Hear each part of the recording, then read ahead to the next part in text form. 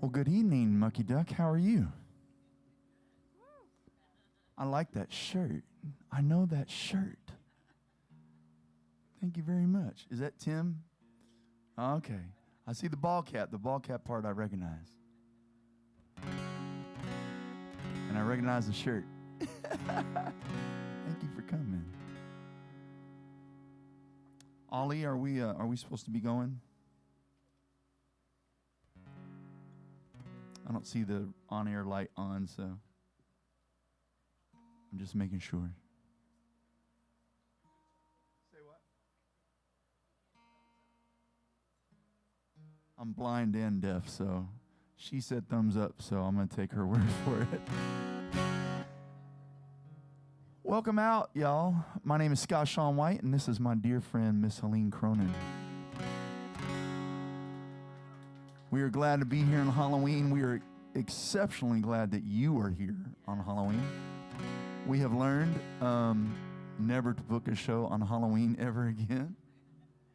You know, we're still learning, no matter how long we're in this business. But we are going to have fun. We're going to play some old songs and some new songs. And I'm excited to hear particularly one of the old songs I know she's going to play tonight, or I think she's going to play, because she hadn't played it in a while.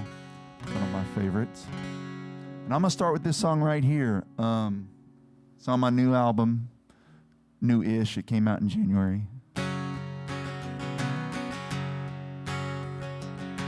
It's called Pulling Weeds, but it ain't about gardening.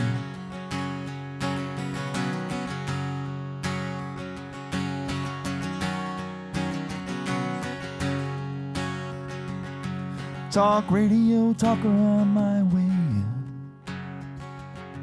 Says the world's gone to hell, think I'm done with him. Cell phone ringing at my kid's ball game. Hold the side button down till I see the light fade. I'm pulling weeds, one at a time. Anything that chokes the light out of who I wanna be, gonna plant new seeds. But first things first, get my hands down in this dirt before the roots get too deep. I'm pulling weeds, getting mad about things that don't matter that much, carrying around that heavy old grudge, worrying about what other people think. Yeah, it's all gotta go so my heart can breathe. I'm pulling weeds, one at a time. Anything that chokes the light out of who I wanna be, gonna plant new seeds. But first things first, get my hands down in this dirt before the roots get too deep. I'm pulling weeds. Goodbye fear, goodbye doubt, and things I can't do a thing about. Goodbye guilt, goodbye shame. It's time I make a little space and say hello to grace. I'm pulling weeds, one at a time. Anything that chokes the light out of who I wanna be, gonna plant new seeds.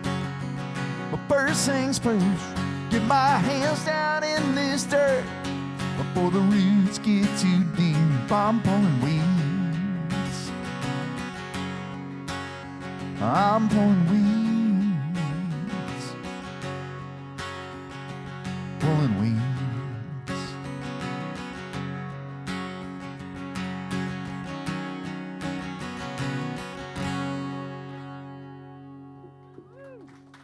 Thank you, thank you. I had this salmon, which is delicious, by the way, before the show, and I burped in the middle of that one word, which made me wreck that whole one line and my guitar part. But I thank you for putting up with that. Moral of the story is... I thought you phrased it a little different. Yeah, it was the salmon phrasing. The salmon phrasing. It was the salmon burp phrasing is what that was, yeah.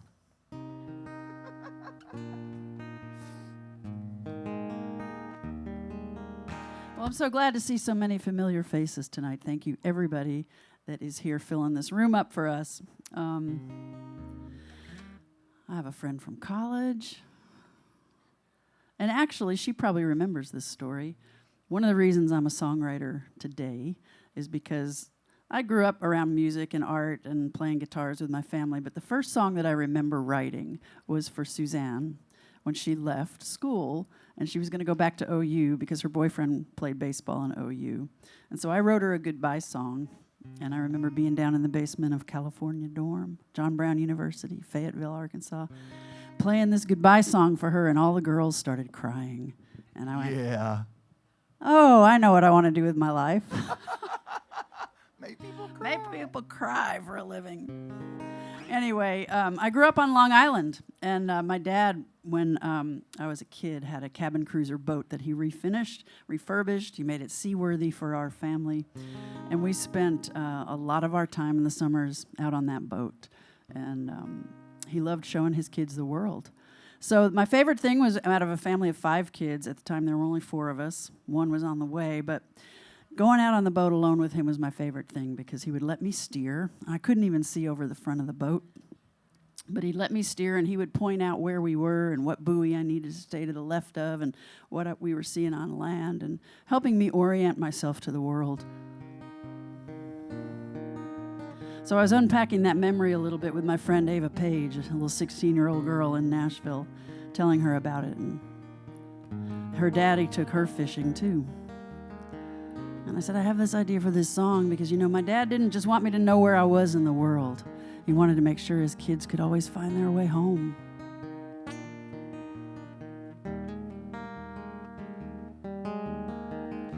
My father used to take me fishing, set off early in the morning with him, a bucket of minnows and a couple of poles. And he'd say, see that beach, remember that island, that water tower, that line of pines, we don't need a map to get to that fishing hole. And those are the signs that'll guide us home. When you get away from what you know, feel a little lost and a lot alone. If the water's deep, the waves are getting high. When all you want to do is turn around, retrace your steps to solid ground, you can find your way back from wherever you are by looking for the landmarks.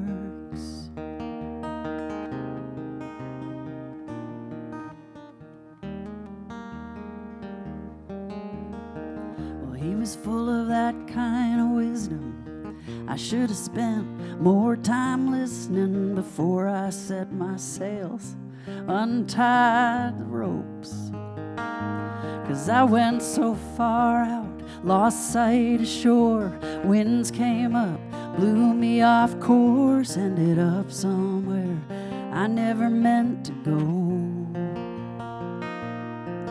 When you get away from what you know, feel a little lost and a lot alone. If the water's deep, the waves are getting high. When all you want to do is turn around and retrace your steps to solid ground, you can find your way back from wherever you are by looking for the landmarks. Oh, by looking for the landmarks.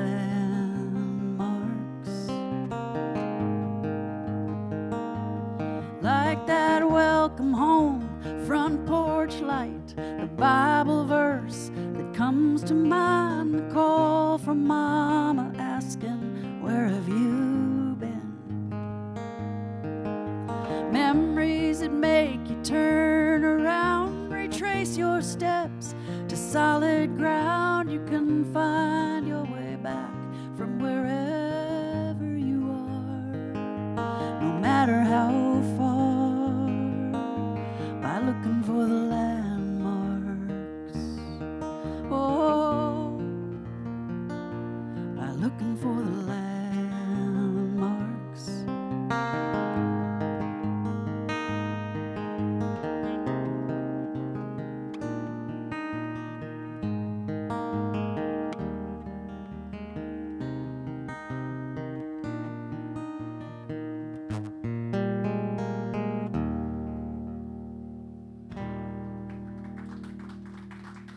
Whew. That's my friend. Retrace your steps to solid ground. Come on. The only thing wrong with that song is my name is not on it. Oh, man. I'm going to play you something brand new. I mean, the song's not actually brand new, but I don't think anybody here's heard it. It's relatively new, and I'm going to put it on my new album.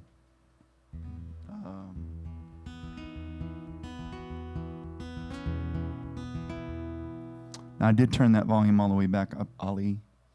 And now it's a little too low, if I might.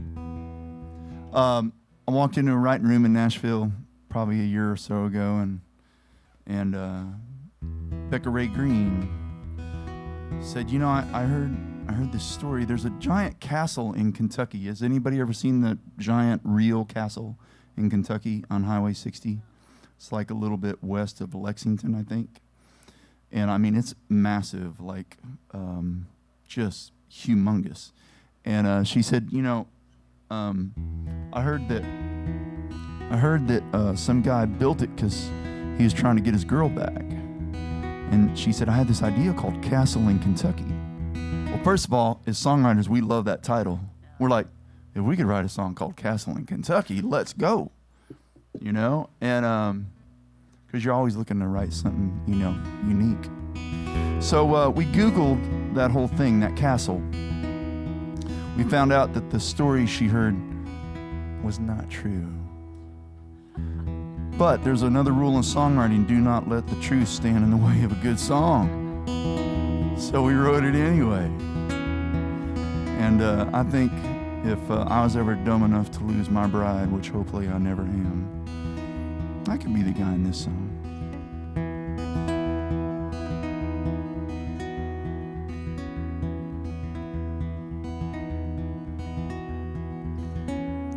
Headed east on Highway 60, can't miss you driving past. There's a big old gray stone palace like the one in Disneyland. I heard that some guy built it, trying to win a woman back. Took him more than 20 years, and every penny that he had. I used to think he was crazy, but I've been thinking lately I'd build you a castle in Kentucky. Darling, I'd spend all of my money. If I thought it might unbreak your heart, I'd dig a moat, the whole 9 yards. I'd start pouring concrete.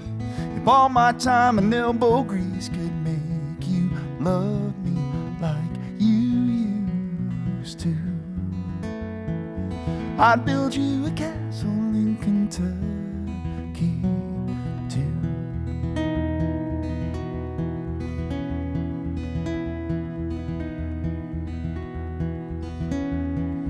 I can still see midnight lighting up your eyes as you pulled me in to slow dance in that field of fireflies. How the hell did I mess that up? Girl, I was young and stupid. If anything could change your mind, just name it and I'll do it. Yeah, I'd build you a castle in Kentucky. Darling, I'd spend all of my money. If I thought it might unbreak your heart, I'd dig a moat, the whole 9 yards. I'd start pouring concrete. If all my time and elbow grease could make you love me like you used to, I'd build you a castle in Kentucky too. Maybe it seems way too extreme, but desperate hearts do desperate things. And I'd build you a castle in Kentucky. Darling, I'd spend all of my money. If I thought it might unbreak your heart, I'd dig a moat, the whole 9 yards. I'd start pouring concrete. If all my time and elbow grease could make you love me like you used to, I'd build you a castle in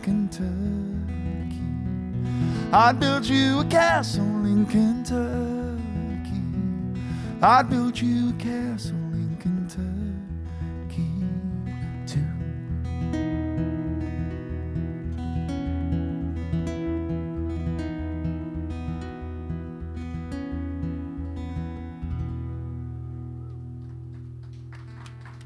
Thank you.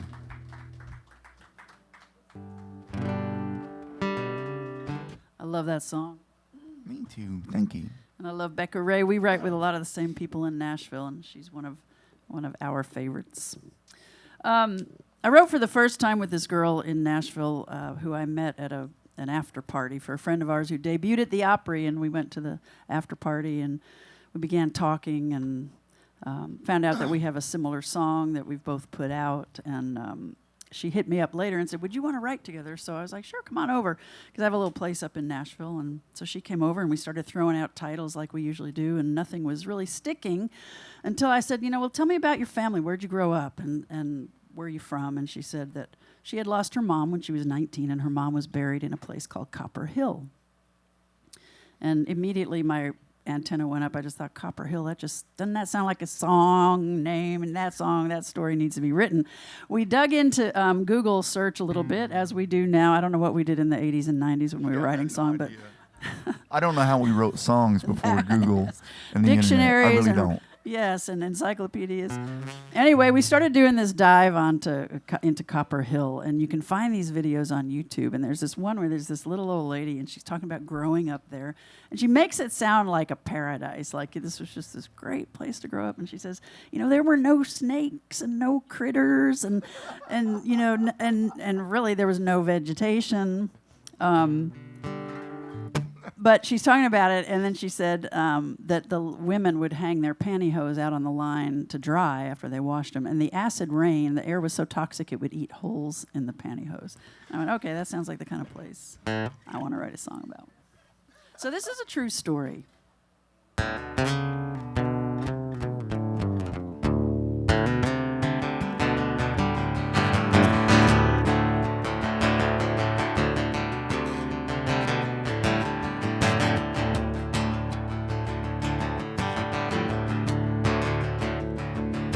Way outside this little Tennessee town, just past the Georgia line, you can see the scar where they dug the heart out of the mountainside.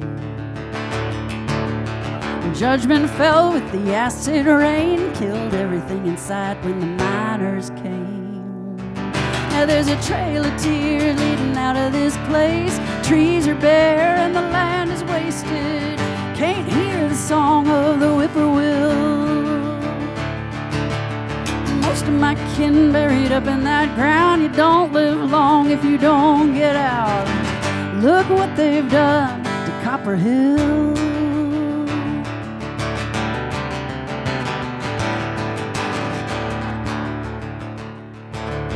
The risk was high, but the pay was good. A man could make 10 more a week. While the children played on the slag and clay, their daddy worked underneath. No, the mine don't care if another one dies, just the fatherless and the widow wives. And there's a trail of tears leading out of this place. Trees are bare and the land is wasted. Can't hear the song of the whippoorwill. No. Most of my kin buried up in that ground. You don't live long if you don't get out. Look what they've done to Copper Hill. Look what they've done to Copper Hill.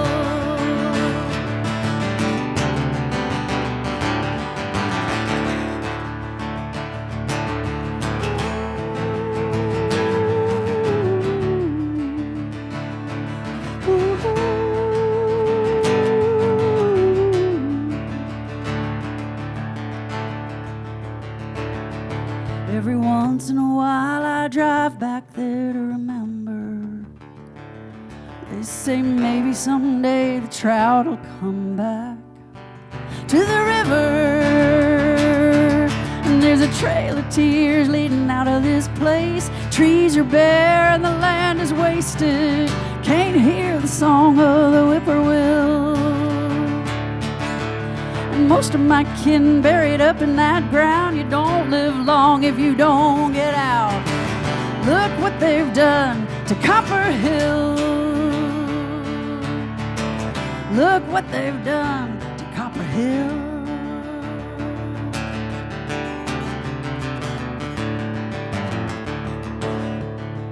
Look what they've done.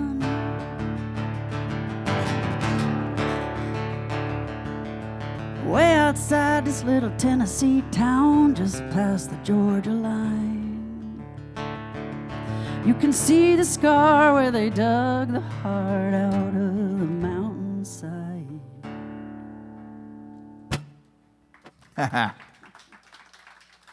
How many of you have never seen Helene before? I love new victims for my friends because I bet you didn't see that coming out of her. It's one of the things I love about songwriting, you know, is you'll see somebody on stage and then they start playing and singing. You're like, oh, I did not expect that. In like the best way. Are you going to play your funk song tonight? Is that on your list? Yeah. You don't have to. She has a song called Mean Bone that I swear needs a horn section in it. This song here is on my newest record, along with Pullin' Weeds that I started with. This song was born a year and a half before I ever met Radney Foster. He's here in just a few weeks, right? Or next month or something coming up. Like he's gonna be here soon. And he was in his kitchen because him and Eric Erdman, my friend Eric Erdman, were working. They were writing one day and they were working on some of the song. They took a lunch break and they're sitting in Radney's kitchen and one of Radney's kids is in the living room around the corner watching the news, and there's something about a fight or a riot or something. And the kid comes into the kitchen to Radney and says, "Dad, I don't even know what it's like to ball up my fist to hit somebody." And Radney, with his big old heart, kind of choked up, cried a little bit and said, "I hope you never do." And so Eric had the good sense not to interrupt that father-child moment, but he also had the good sense to jot that idea down in his phone. And the next day he's like, "Hey, I didn't want to interrupt that yesterday, but you said, 'I hope you never do.' We should probably write that. That sounds like a song." And Radney's like, "Yeah." And so they started it, and according to them, they got stuck. Thank you, Jesus. And then I met Eric a year and a half later, met Radney on a Zoom call 2 weeks after that. And the two of us and a guy named Chad Wilson finished this song. And I liked it so much, I put it on my new record. And then I also asked, Radney, one of my all-time songwriting heroes, I took a shot. I was like, "Hey, would you sing harmony on it, on my record?" And he said, "Of course." So, kids' dreams do come true. Go chase them.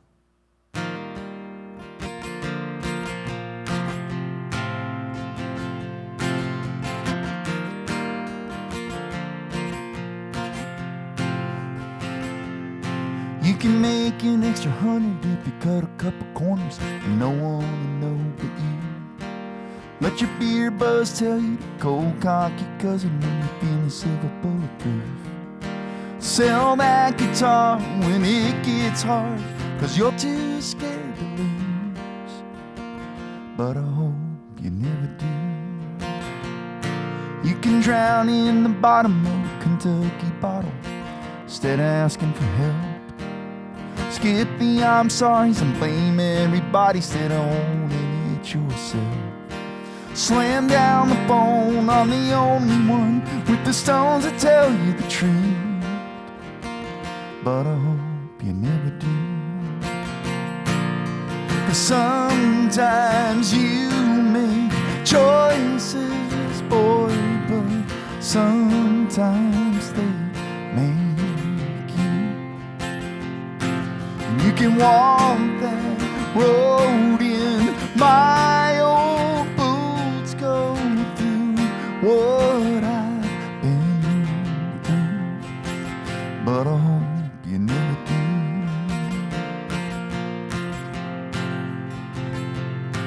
You cannot buy the flowers, try to get by without them. Act like it's no big deal. Keep your mouth shut 'cause you think it ain't tough to tell her how you really feel.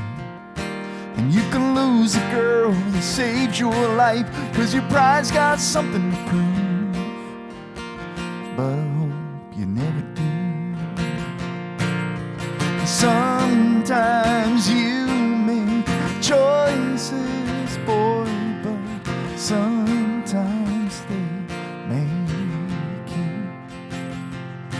And you can walk that road in my old boots, go through what I've been through. But I hope you never do. I hope you never do.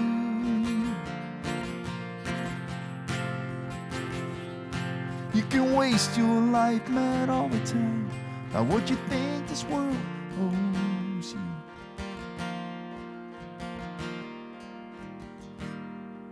You sometimes you make choices, boy, but sometimes they make you. You can walk that road in my old boots, go through the hell that I've been through. But I hope you never do.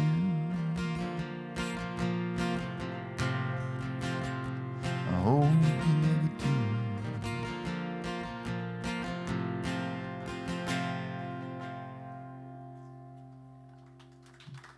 Thank you, thank you.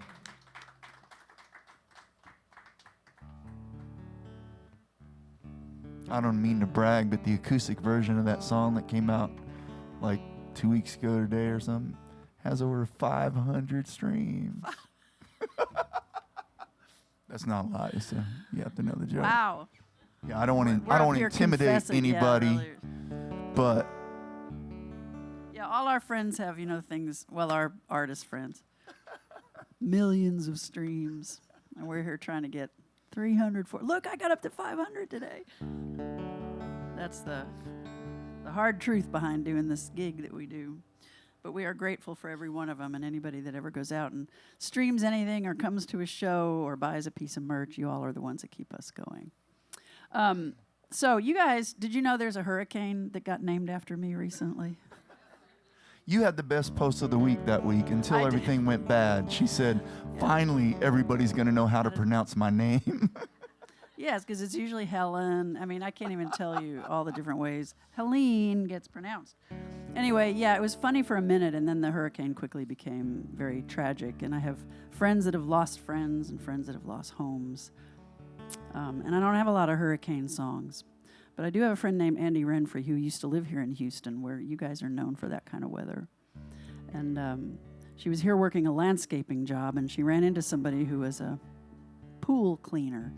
And she recognized by his accent that he was from Louisiana, and so she is too. And she struck up they speak Cajun to each other or something, I don't know. Anyway, they struck up a conversation. His family used to be in the shrimping business. But after the BP oil spill, 2 of his brothers were driven out of it. The spill changed the currents and the patterns of the shrimp, and it became very difficult to make a living. So she came in with this idea for this song, and kind of had some of the verses fleshed out a little bit. We worked on them, tightened them up, and then we spent 3 hours trying to write this bridge. It's one of my favorite bridges I've ever been part of writing, because it's not just about the weather. It's a lot about life.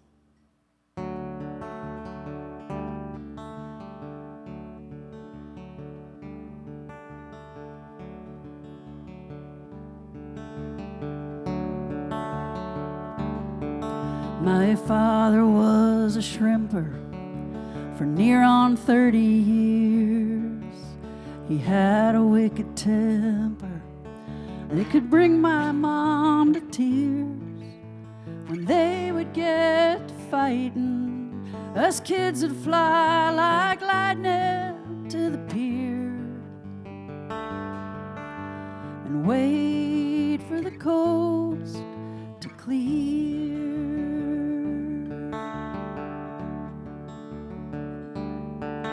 There were days the clouds would gather over that horizon line. The waves would crash like thunder and set the seabirds flying. When those storms came blowing down, we'd pull the nets, head to town, and have a beer, and wait for the coast to clear.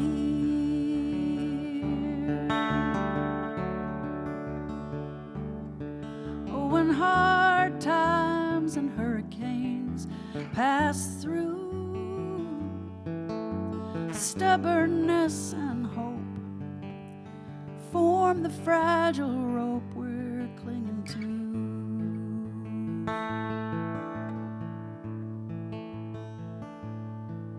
Oh, I still live on the water in the house my father built. Both my brothers left the Delta after all the oil was spilt. They say this way of life is gone, but just like I've always done, I'll stay right here and wait for the coast to clear. Just like I've always done, I'll stay right here and wait for the coast to clear.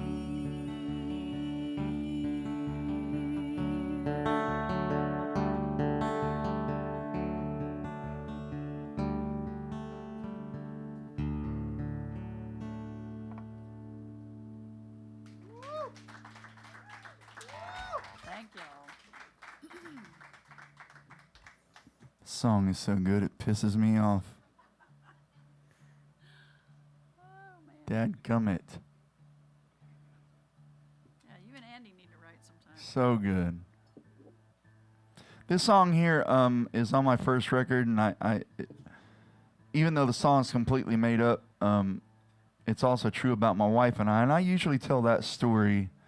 The short version of that is, I sold my wife a car. That's how I met her. We started dating. We got pregnant. And somehow, by the grace of God and the grace of my wife, we just celebrated our 34th wedding anniversary on August 10th. So that's a very short version of that story. I usually take, 18 minutes to tell. But tonight, I want to focus on a little bit different part of this song. Because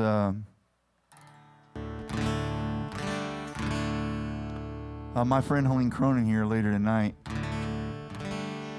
First of all, later tonight, her first major label cut is going to come out at 11 p.m. tonight on Cody Johnson's new deluxe version of his Leather album. And you're going to play that song later, right? That's a really... Scott's also a writer on it. So I am. It's my first. And, there's so many times in this thing that we do that we think we are completely freaking crazy to be doing this. And, but we're not. Because crazy's only crazy till it works. And tonight at 11 p.m. Is another example of how it is working. So this is for my friend Helene.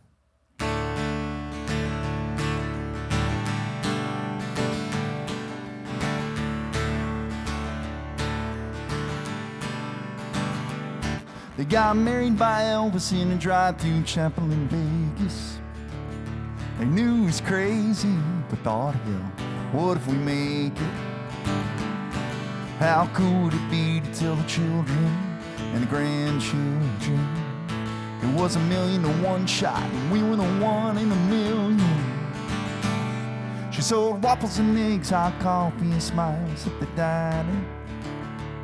He sold Subarus and Hondas and one-liners. He was a loser, but thank God she was a finder.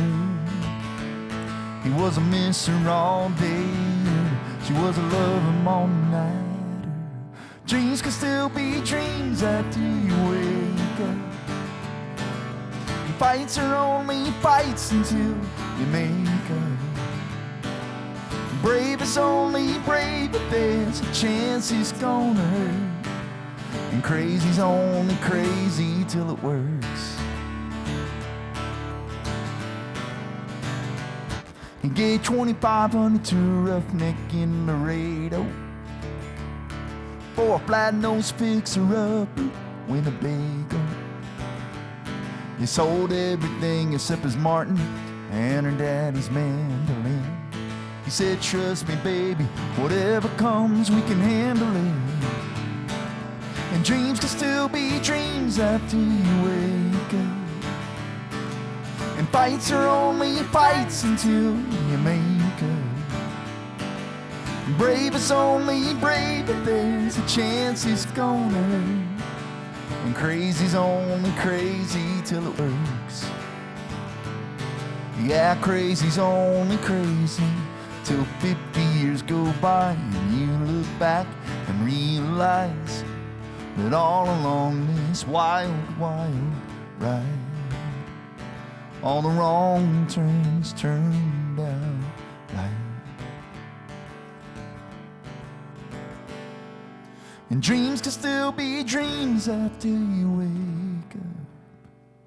And fights are only fights until you make up. Brave is only brave if there's a chance it's gonna hurt. And crazy's only crazy till it works. Yeah, crazy's only crazy till it works. They got married by Elvis in a drive-through chapel in Vegas. Helene Cronin got her first major label cuts coming out tonight at 11. 11 o'clock. That last line is not on the record. Thank you for that. That was a nice surprise. So happy for you. Thank you. Well, a lot of y'all don't know, we each do this individually on our own. We go out and play house concerts and venues and stuff, but it's really a treat when we get to be on stage together because we are very close friends, very dear friends. We've written a lot together ever since 2010, and I love what he stands for and songs that we write. So I'm gonna play the big cut right now because I mean, after that, how can I not? I just have to retune real quick. I will also say that a lot of the success that I'm having and a lot of the cuts that I'm getting are because of rooms that Scott has brought me into. He's been doing the Nashville thing. I've been going for 20 years. And then in 2010, we met over a little contest he was running, and I won that little contest, and then we began writing, and then he just is so people-oriented and has a lot of friends in Nashville and started inviting me into writing rooms with artists, and that's resulting in cuts, especially this cut, because we wrote it with our friend Trick Savage out of Tulsa, Oklahoma. He also does the going back and forth to Nashville thing, and Jesse Robb Jr., and Jesse Robb happens to be Cody Johnson's best friend. So that's how you get songs to Cody Johnson. One of the ways. Anyway, the guys invited me down. We were doing a writing retreat down in Matagorda Bay, and they said, get down here early before the other artists come, and let's write a song, just the four of us pro writers. And so I hightailed it down there, and they came back from a fishing trip, and we started about 9 o'clock after we ate dinner, and we wrote till 2 in the morning. And we wrote this song about our lives and what it's like to do this gig, to do this traveling, to be away from the person that we love. My husband and I have been married longer than you. I'm not going to say how many years because, you know, we were like 10 when we got married. That's all I'll say. So it's a lot of years, but... I was holding my breath. Yeah, is she going to say it? No, I'm not going to say it.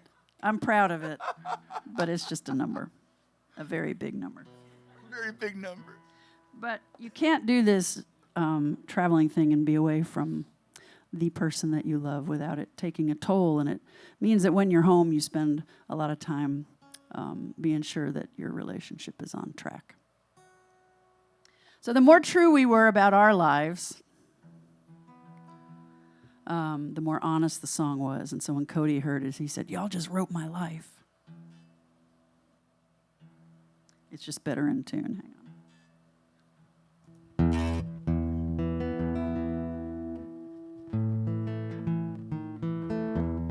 Anyway, so at 11 o'clock, you can hear Cody Johnson's version of this song, which I have not even heard yet.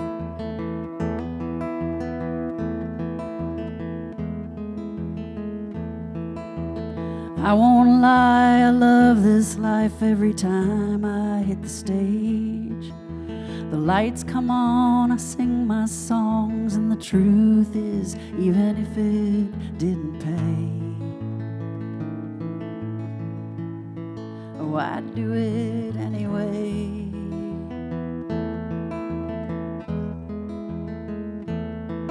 I get that high every night, just me and the crowd, but we both leave there wanting more. And when the lights go out, you're all I think about.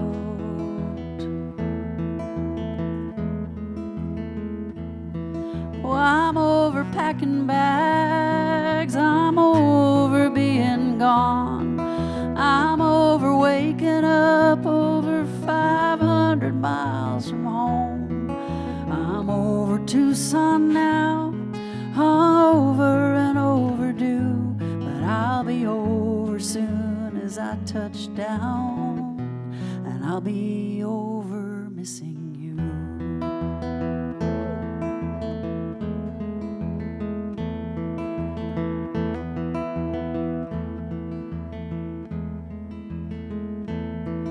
I know the kind of kiss that I got waiting there for me, and how much love we'll try to make before I have to leave.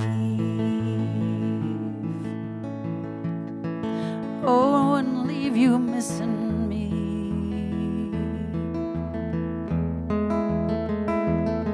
Oh, I'm over packing bags, I'm over being gone, I'm over waking up over 500 miles from home. I'm over Tucson now, hung over and overdue, but I'll be over soon as I touch down, and I'll be over missing you.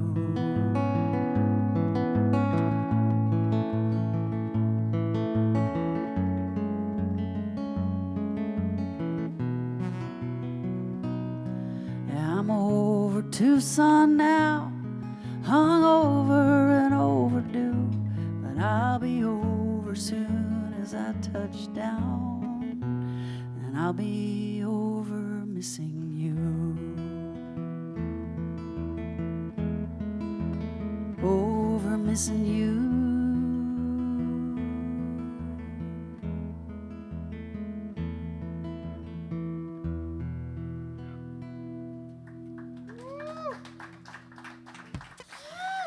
Well, God bless Cody Johnson. Yes. And I'll be sitting up at 11 o'clock in my little hotel room up the road crying when I finally get to hear it. Yeah, when it was February a year ago, it's almost 2 years ago, he played it, just him and his acoustic guitar, as one of his encore songs in Lexington, Kentucky, in a sold-out 14,000-seat arena. And so and he's played it at a whole bunch of shows after that, but that was the first time. And so it's all over TikTok and YouTube. And our buddy Jesse was opening for him that night, and he had sent me a video from Side Stage of this happening, and I sent it to her. Yeah. And when I tell a story about that, I say I think I cried more, for Helene than I did me. It was just so cool. Well, you have 2 songs on Cody Johnson already. It never gets old. It just never gets old. Yeah, so I could have a ton more cuts. It will never get old.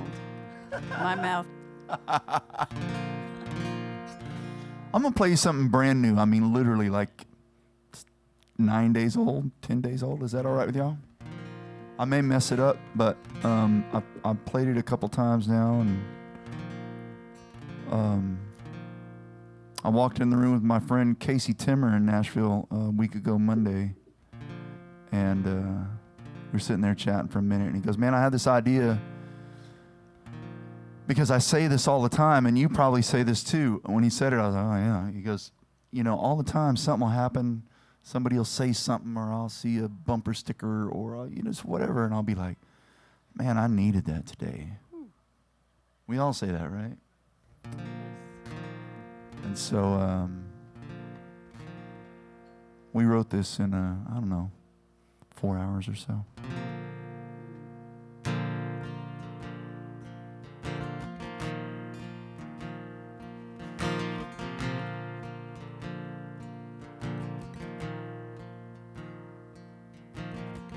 I was tired as hell this morning. A cup of coffee got me going, yeah. I needed that today. I was running more than a little late. Then I hit every green light on the way, yeah. I needed that today. Then a song came on just like that. I turned it up and it took me back. I was singing that thing at the top of my lungs. I know it might not sound like much, but I needed that like a drop of rain falling down on a desert plain, like a little bit of wind when the water's flat catching my sail. I needed that like an out of the blue hallelujah, heaven sneaking in, talking right to you. It's been a little while, but I gotta say I needed that today.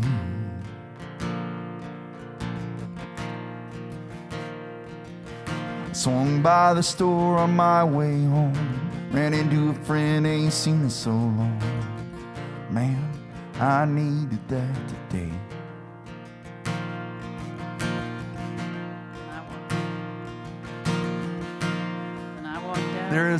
Then I walked out, pumped. Then I walked out, topped off my gas, saw a bumper sticker on the back of a beat-up truck that said shit happens. I don't know why, but it got me to laughing. I needed that like a drop of rain falling down on a desert plain, like a little bit of wind when the water's flat catching my sail. I needed that like an out of the blue hallelujah, like heaven sneaking in, talking right to you. It's been a little while, but I gotta say I needed that today. I needed that today.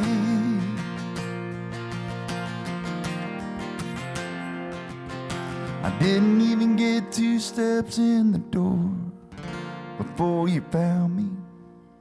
You didn't have to say a word, you just wrapped your arms around me. And I needed that like a drop of rain falling down on a desert plain, like a little bit of wind when the water's flat catching my sail. I needed that like an out of the blue hallelujah, like heaven sneaking in, talking right to you. I don't know how you knew, but I gotta say, baby, I don't know how you knew, but I gotta say I needed that today.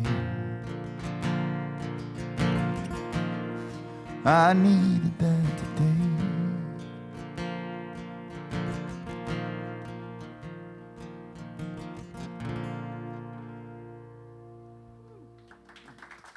Thank you, thank you.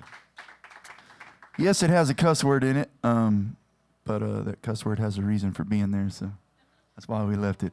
My publisher's like, you know, I don't like that. I said, I know you don't. And when somebody famous records it, like Luke Combs or Dirk Bentley or something, they'll edit it out for radio. It'll be fine. But there was no other bumper sticker that fit that moment, you know. So. I think people are getting used to cuss words. Which is a bad thing, but. Probably. Yep, every TV show we watch, I'm like, do they have to use it in every sentence?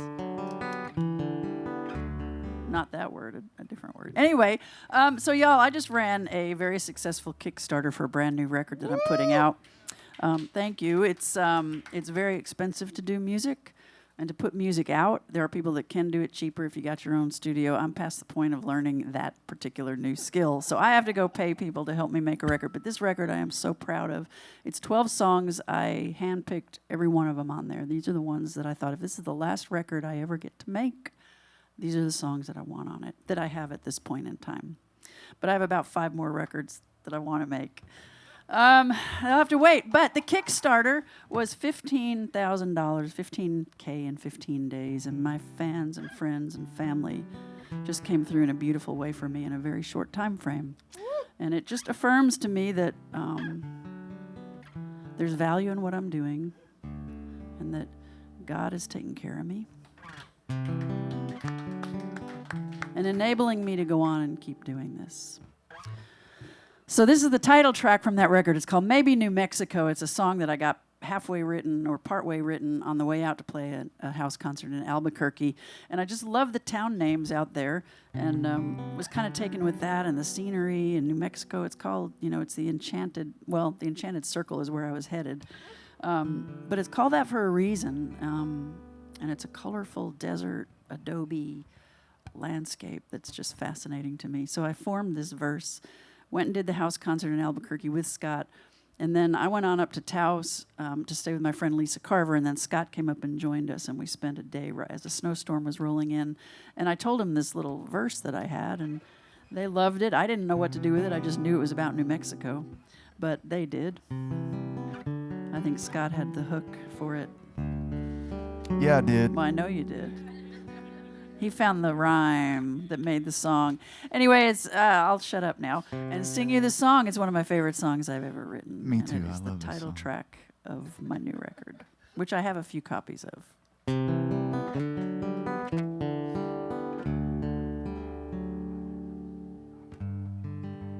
Even the dogs like it. I spent a night in Tucumcari. Fell asleep with Hemingway. Last day of January was bitter cold, monochrome, gray. Didn't have a reason for stopping there. Sure didn't have a reason to stay. Thought I might try Albuquerque just 'cause I like the name. Maybe I'll get lost in Las Cruces or wander down to some border town. Find my way up to Santa Fe. I know it's a long shot, but God, I hope that maybe New Mexico can help me let you go.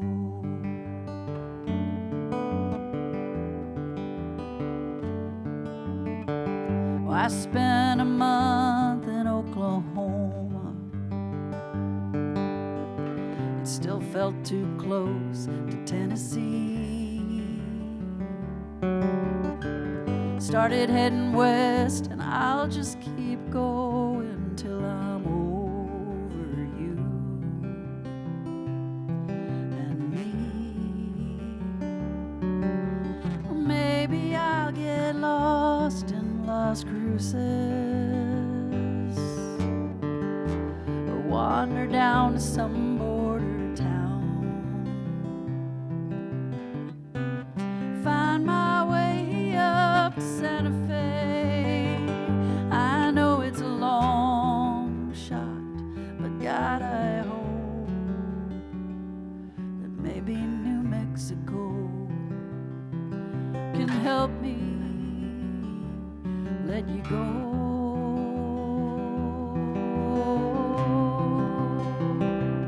Let you go.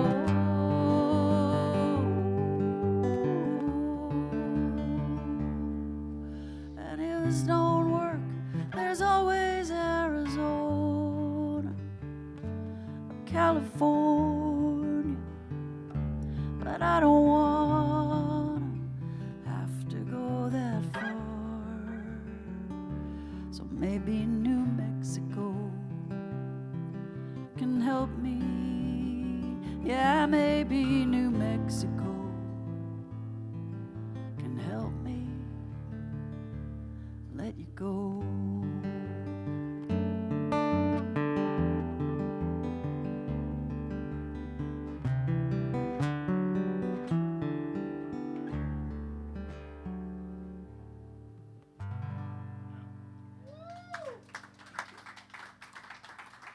That's my Thank y'all singing so much. fool friend, too. Thank you. Man. Golly, I love that song. I'm so glad my name is on it. Yes, I am too. I'm so glad. I There ain't remember- nothing wrong with that song. I That song remember earlier, Scott- that's the only thing wrong. My name is on. No, my name's on that one. That's on that one. We This were is up awesome. on. Lisa was living at the time in what she called the tree fort. I literally thought it was going to be like a tree house in a tree. I was a little disappointed that it was basically a garage that's been, but a big, not really disappointed. It was a beautiful little place and a wonderful writing room with a wood stove. Kept popping as we were writing. But I remember Scott pacing around after I laid this little verse on them, and he's like going, well, maybe New Mexico, maybe it's something, let you go. And I was like, that's it. That's the key to the song. So it was a lot of fun to put three heads together on that. So that was 2022, right? Uh-huh. So were y'all at Red River Songwriter Festival in 2022? Okay, so right before that was the big snowstorm, remember? Yes. And so we wrote that song and Not the Year from my album, and that's going to be on her new album as well. We wrote that in that snowstorm. And then It we was got in on our the side of a cars. mountain. She had to bring her four-wheeler down. We parked at the bottom. She had to bring her four-wheeler down to get us up to the cabin. Yep. And then she had to use the four-wheeler to take me to the main house when we were done, because that's where I slept. And it was wild. It was an amazing weekend of It was. creativity and friendship. Oh, it was gorgeous. Huh? Oh, you poor things. They had to stay an extra day. Yeah, it's too bad. JK. My mom was this is probably, golly, ouch, 30 years ago.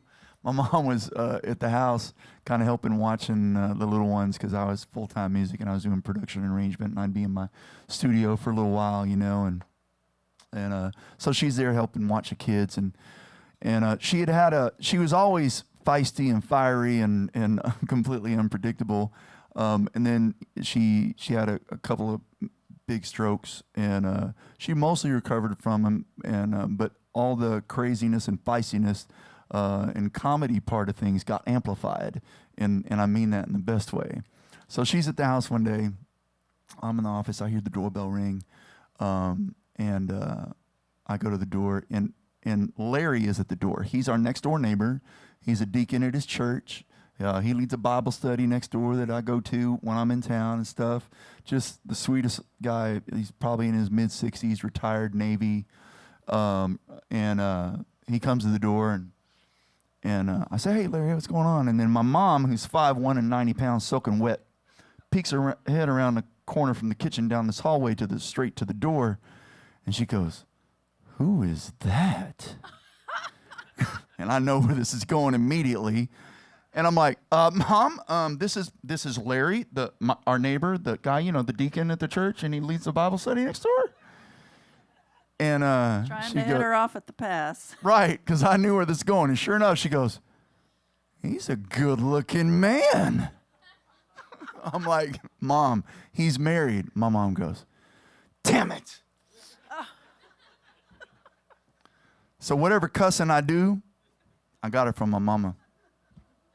Since I cussed in that last song, I'm just going to keep cussing. This song here is actually, all that's real funny. This song is a true story. It's the title track to my first album, and it is my story. It is my family story. It is my childhood. It is probably a big part of the reason that I write songs.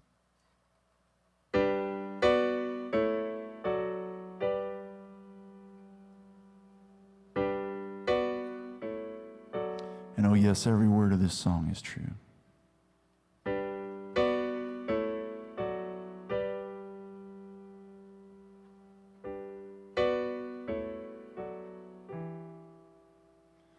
My daddy hit my mom on more than one occasion. but he also saved my ass a time or two. To this day, I ain't quite sure if I love him or hate him. Through these tinted windows, it's hard to see the truth. Of all the things he said to me, what he never said hurt worse. But not everything he said led me the wrong way. Like the time I heard that boy at school call my friend the N-word. When I asked my daddy what that meant, he slammed on his brakes, pulled right over, said, "Son, hear me good now. Don't you ever let that word come out your mouth." Go figure. Some people run with the devil and walk with Jesus.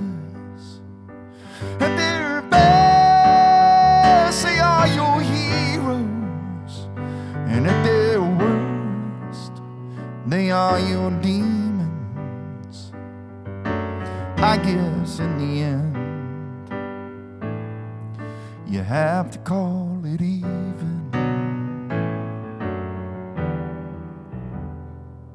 My mama hit the bottle till the bottle hit her back. That was the only fight she ever lost.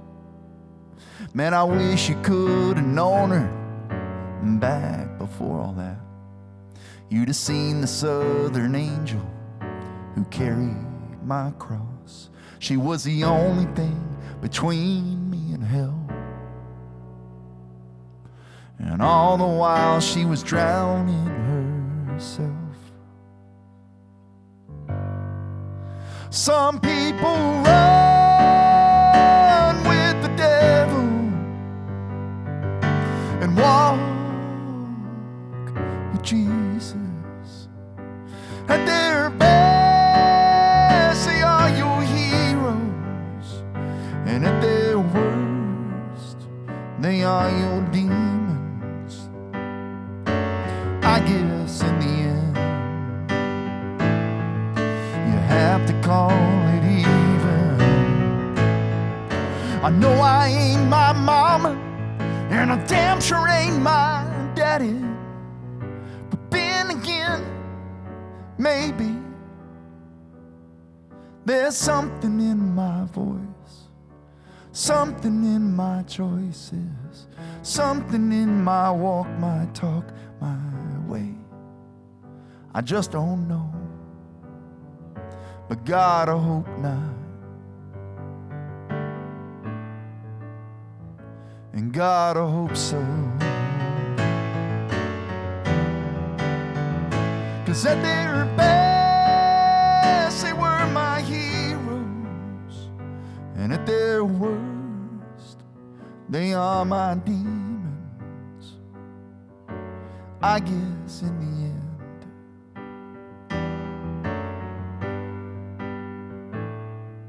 I have to call it even. And call it even. My daddy hit my mama on more than one occasion, but he also saved my ass a time or two.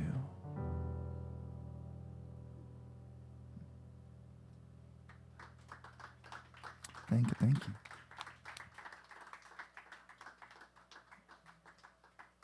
I'm done cussing.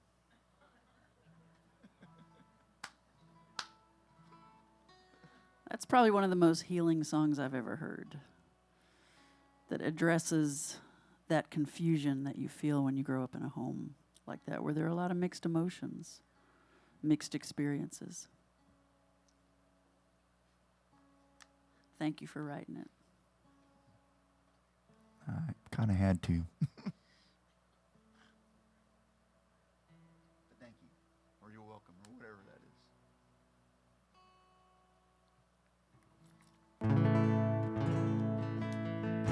Well, it's hard to follow a song like that. So I think I'm going to follow it with another true story, and this is the song that introduced Scott and me.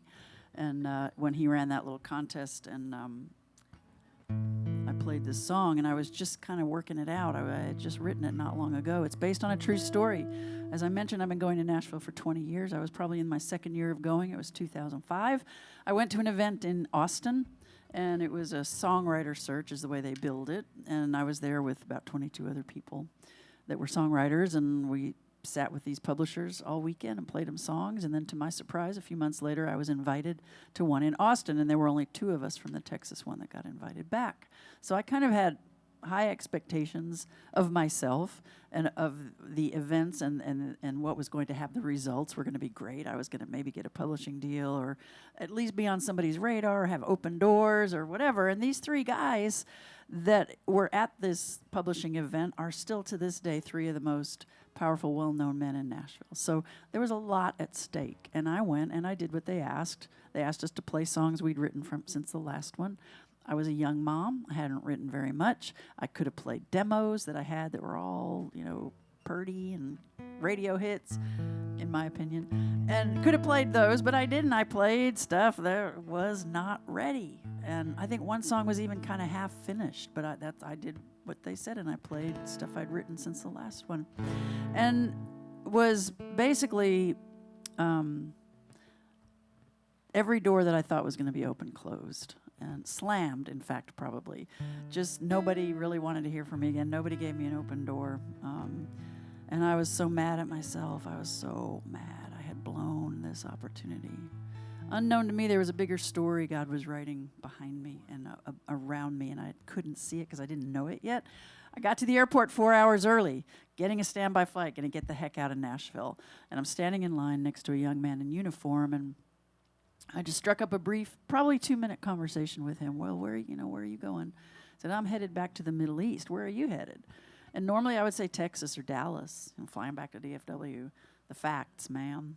But I didn't. I just said, I'm going home. And I hung my head. And he had 2 words for me. He has no idea how he impacted my life. I waited 2 years to write the song that I knew that he had just handed to me. And it took me sitting down to write it to have everything pour out that I heard when he said those 2 words. And to realize I wasn't in town that weekend to meet those 3 powerful men in Nashville. I was there to meet this kid on his way back to Iraq. And the dreams that God had for me were much bigger than my dreams. Because that song got me on the Mike Huckabee show. And it got me in front of a lot of military events and Medal of Honor events. I mean, that's our nation's highest honor. And I sang it in front of 65 Medal of Honor recipients one day at KFC Yum Arena, where Cody Johnson first sang that song. In front of 15,000 people, I stood up there with my guitar and got to sing this song. I will never forget that. And I love that this kid said something that turned my head around 360 degrees and made me realize how much I have to be thankful for. So this is a true story.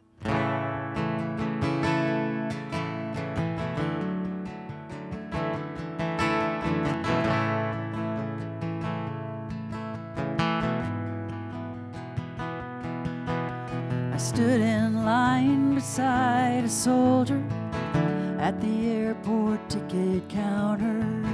We were catching flights in Tennessee.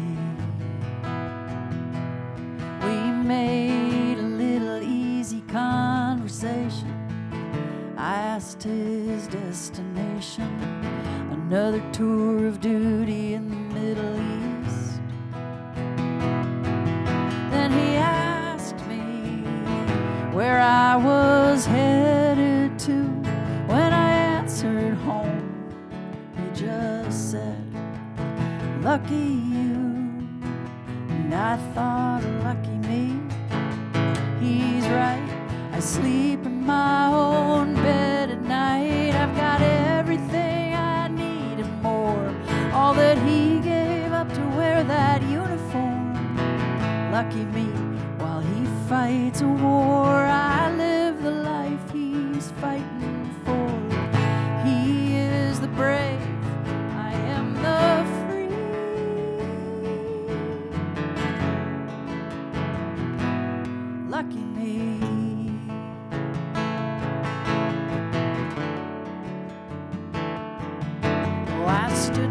silent, and all I heard echoing from his 2 words were all the things he didn't say.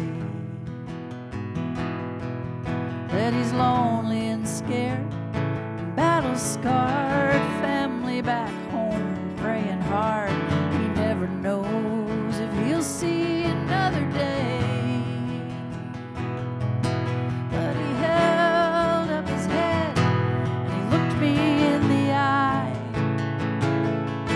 Right there in those 2 words, I could hear a soldier's pride, and I thought, lucky me, he's right. I sleep in my own bed at night. I've got everything I need and more. All that he gave up to wear that uniform. Lucky me, while he fights a war, I live the life he's fighting for. He is the brave, I am the free.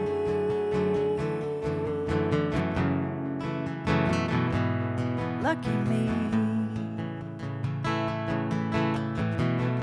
I tried to thank him before we parted ways, but the best I could do was a tear rolling down my face. Lucky me, that's right. Freedom comes at a heavy price, and we don't all pay our equal share or know what it's like over there. Lucky us, the ones at home, while others go to the battle zones. They are the brave, we are the free. Lucky you, oh, lucky me. Lucky you, lucky me.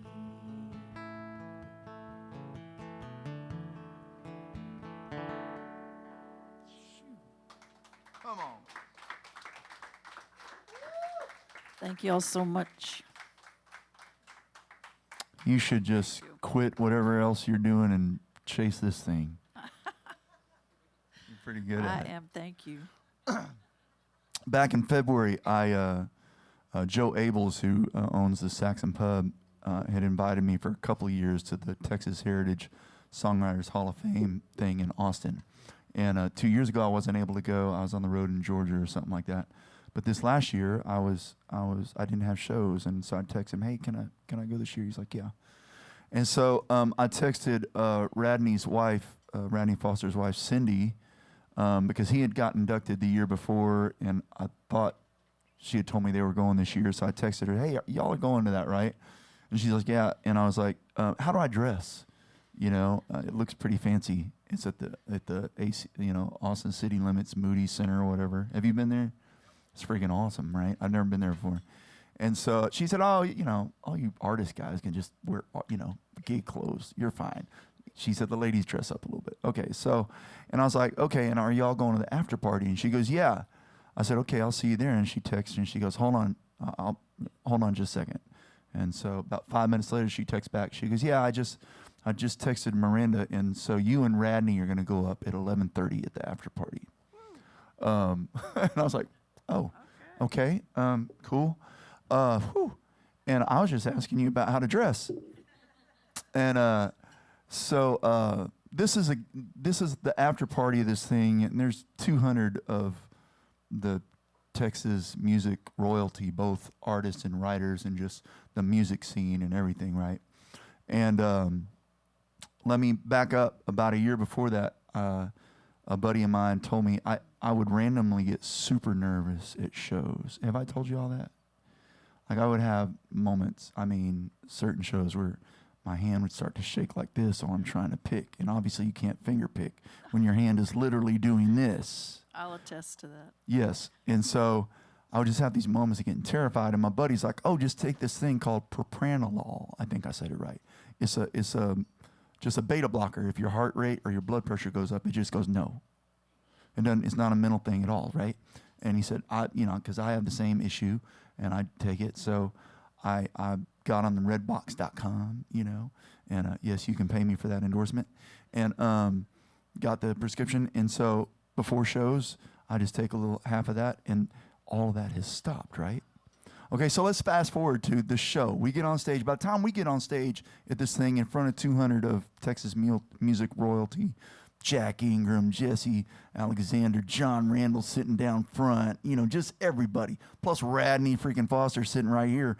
And a little special guest at the last minute, William Beckman sitting in between Radney and me. So Radney starts the set, and he plays his song. William plays his song.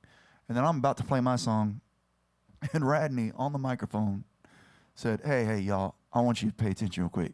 This is my friend, Scott Shawn White. Don't ever repeat this outside of this room. Yeah. He said, he is one of the best songwriters to ever come out of the state of Texas, full stop. That's what he said right before I played. Y'all, I have never been so thankful for that little pill in my life. Because I'm pretty sure I would have just passed out, fell off the chair. Yeah. But I looked at him. I thanked the Lord for that pill, and then I played this song.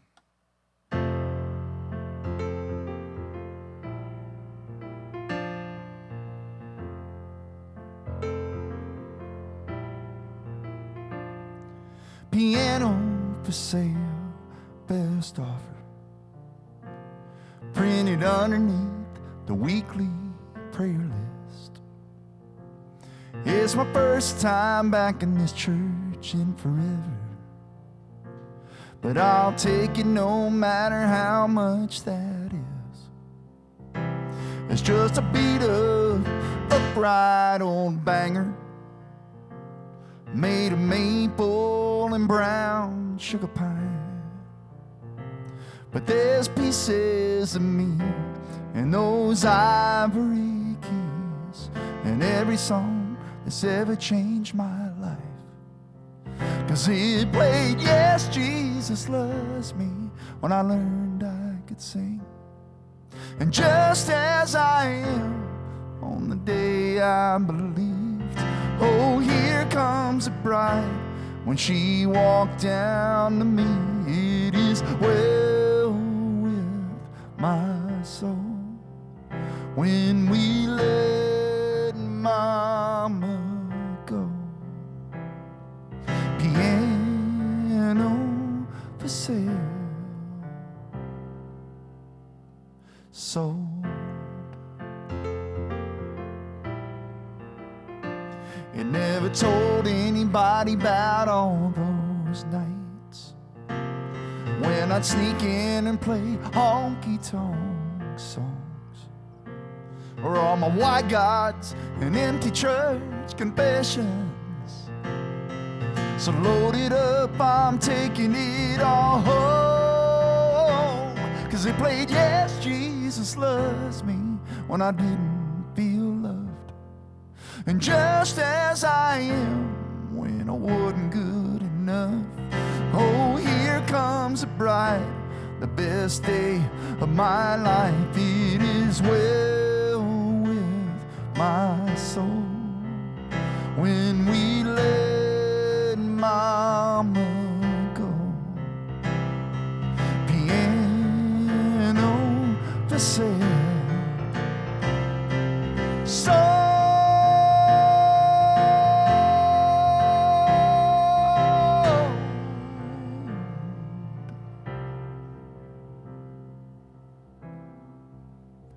It is well with my soul.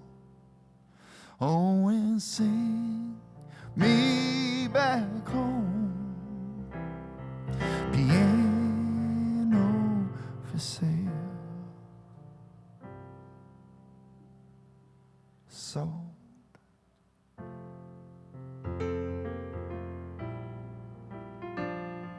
Sold. Yeah, it's sold.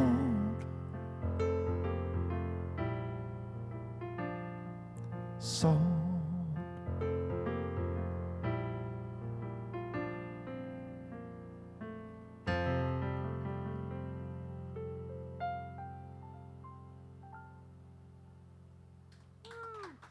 Thank you. Thank you. So do I get one more, and then what's our time? I don't know. The on-air light is not on at all, so I don't know if they're broadcasting live or not. And I'm deaf, so if Ali's telling me, I can't hear. By the way, y'all give it up for Ali running sound tonight. He's doing a great job. I gave him a little bit of hell at sound check, and I had to apologize. Thank you for your patience and your grace, Ali. Yeah, sound man or woman can make or break you, and thank you so much for the support tonight. It sounds good up here. So this one and one more, do you think, or what? Where are we? I'm just trying to gauge which songs I'm going to do. I may not get to my ghost songs tonight. You have two. I have two, okay. I have to do this one because it's this time of year. I lost my mom in September of 2015. And it took me a while, like a couple of years later, that I realized, I kind of always feel kind of blue around the end of August, early September. Oh, that's why. It's like your body, your mind, your psyche remembers that this is a grief season. So when my friend Brianne Young came in one day to write with me in Nashville, and she said, do you ever have a time of year where you feel sad because you remember somebody that you lost? I said, yes, for me that's September. And she said, yeah, when my grandma died, for a little while afterward, I would always go to the grocery store and just buy a birthday card or a Mother's Day card and just write, I love you, and put it in a drawer. And I just went, ah! That's a song right there, y'all. We fixin' to write a country song, as we like to say in Nashville. So anyway, we wrote this song. This is not about my mom. This is more about a lost love. It's not about her grandma, but it's one of my favorite songs because it expresses that feeling of loss at a certain time of year.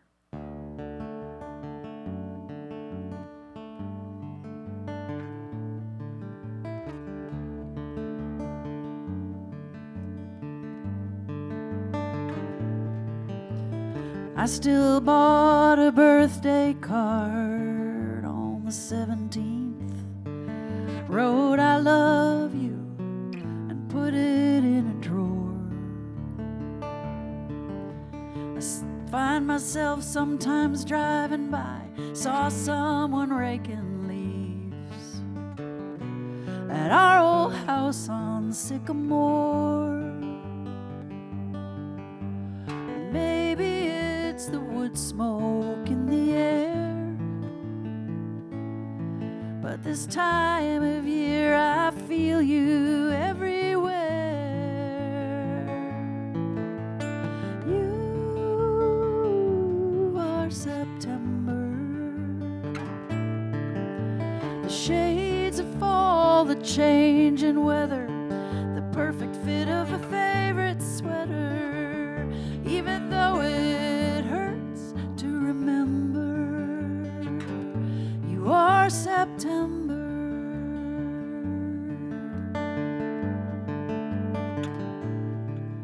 Oh, I pulled out that old jersey to see a game with friends. How in the world does it still smell like you?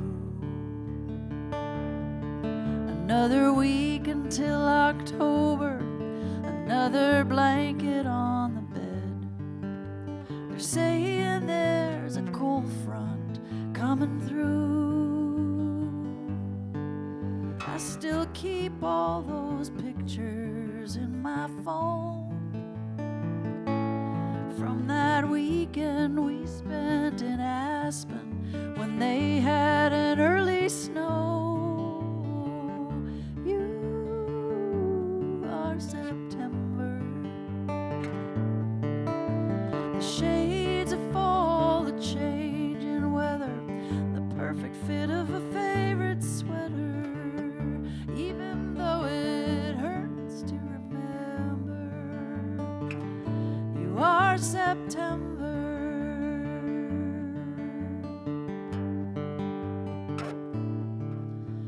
A kiss that tastes like cider laced, cinnamon and whiskey, golden golden days and firelit nights. You're the only thing that's missing, and I'm missing you. Are September, yeah, you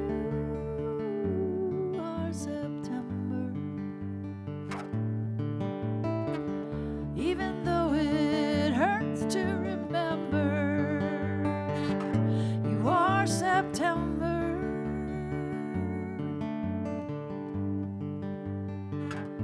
You are September.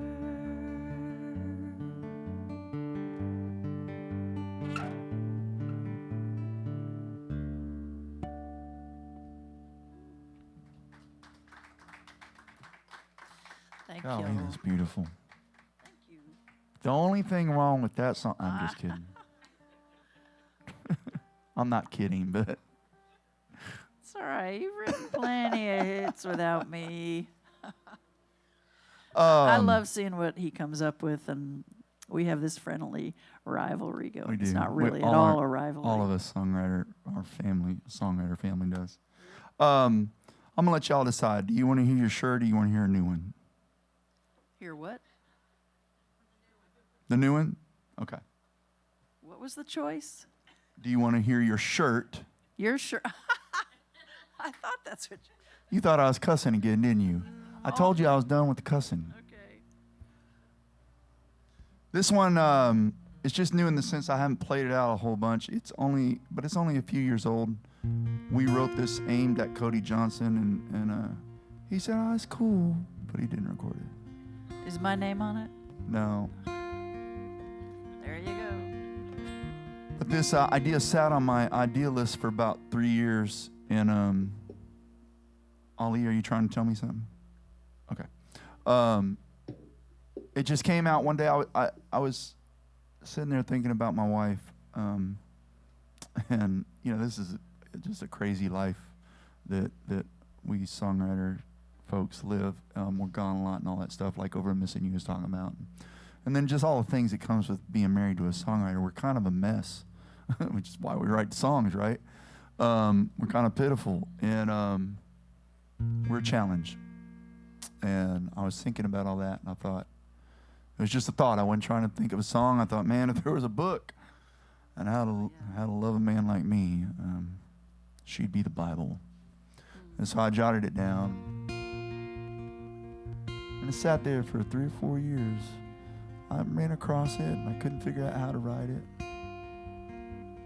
But I find that ideas end up coming out in the right room if you let them.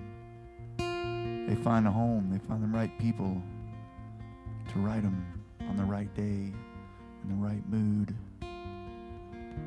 And that's what happened. I threw this out to Adam Wheeler and Jesse Robb Jr., and Adam immediately knew how to write it. I think I might put this on my new record. Some kind of hell is where I'd be if he hadn't known just who I'd need. She ain't perfect, no, she ain't God.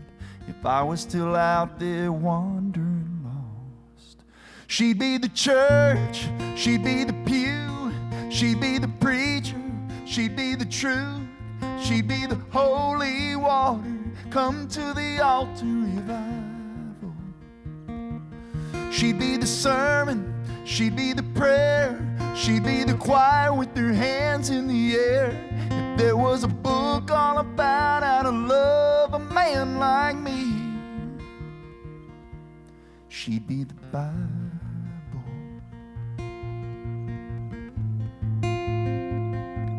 She'd have the words, verses, and chapters. If you had a question, she'd have the answer. So much patience and so much grace. When I can't find the faith that it takes, she'd be the church, she'd be the pew, she'd be the preacher, she'd be the truth, she'd be the holy water, come to the altar revival. She'd be the sermon, she'd be the prayer, she'd be the choir with her hands in the air. If there was a book all about how to love a man like me, she'd be the Bible.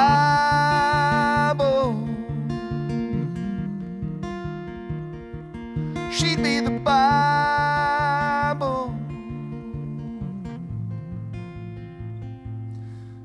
She ain't perfect, no, she ain't God. But if I was still out there wandering lost, she'd be the church, she'd be the pew, she'd be the preacher, she'd be the truth. She'd be the holy water, come to the altar revival. She'd be the sermon, she'd be the prayer, she'd be the choir with her hands in the air. If there was a book all about how to love a man like me, if there was a book all about how to love a man like me, she'd be the Bible.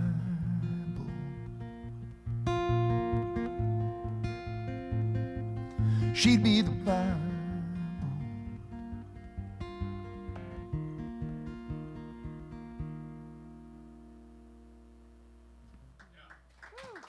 Thank you, thank you. Somebody had a great idea at the last show. That song, Jelly Roll should record that song. Yes. That's perfect for him. Would be good for him. Just speaking it out there right now. Jelly Roll, if you're listening. Yes, he'd be great for it. And I haven't even listened to that much, but he's very honest.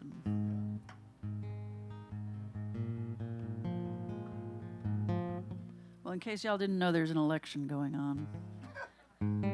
I noticed. I read something recently. There's a pastor in Tennessee, and he did a post a while back, and it said something about the difference between a platform and a table. And I thought, I love that. I love the idea of conversations around a table as opposed to, being talked at. Because there's room for a lot of different opinions, and at the end of the day, we all got here the same way. We're all going out the same way. And our job is in the time in between those two things to love each other well, to take care of each other, and to realize that none of us have more right than anyone else to be here. I wrote this song with my friends Ben Roberts and Cameron Havens, and it's the last song on my album, and I really wanted it to be on here because I close a lot of shows with it because I love what it's about.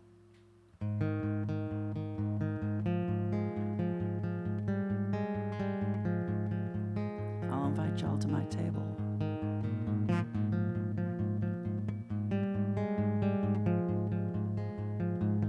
None of us ever asked to be here. Some of us never feel like we belong. Some drift and live out of motel dressers, and others just make themselves at home.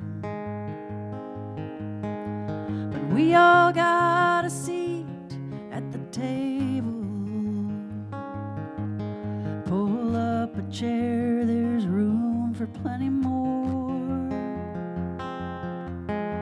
Let's pass the bread and wine long as we're able, 'cause we're all passing through the same revolving door.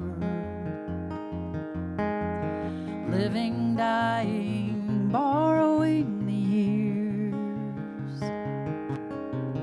We're just visitors here.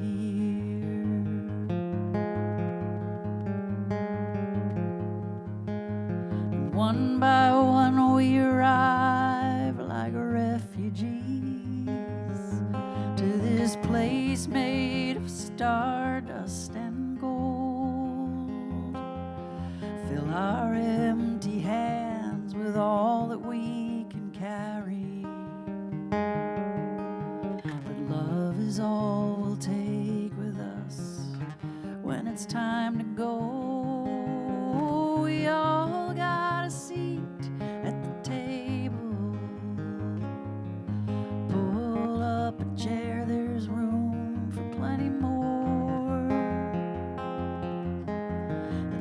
the bread and wine long as we're able, 'cause we're all passing through the same revolving door.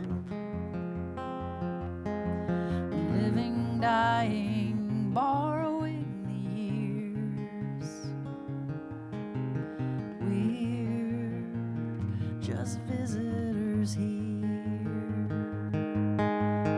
Hungry, poor, and broken, rich and satisfied.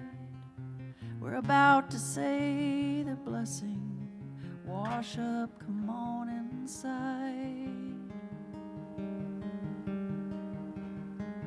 'Cause we all got a seat at the table. Oh, pull up a chair, there's room for plenty more. Let's pass the bread and wine long as we're able, 'cause we're all passing through the same revolving door. Living, dying, borrowing the years. Living, dying, borrowing the years. We're just visitors here.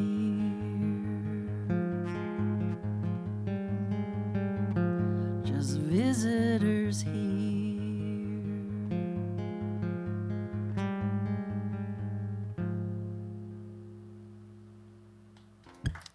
Woo! Y'all, that's my friend Helene Cronin. And Scott Sean White. And thank you all for being here. And I do believe that is it for us tonight, unless there's something confusing about this on-air sign going on now. Are we good? Okay, cool. So we're done, right? Okay, thank you. Thank you, Ali, and thank all of you so much from the bottom of our hearts for coming out here on Yes. Halloween. And Thank please you. sign up for Helene's email list and buy her Here's- record. Yes, I do have a little bit of merch over here at this table.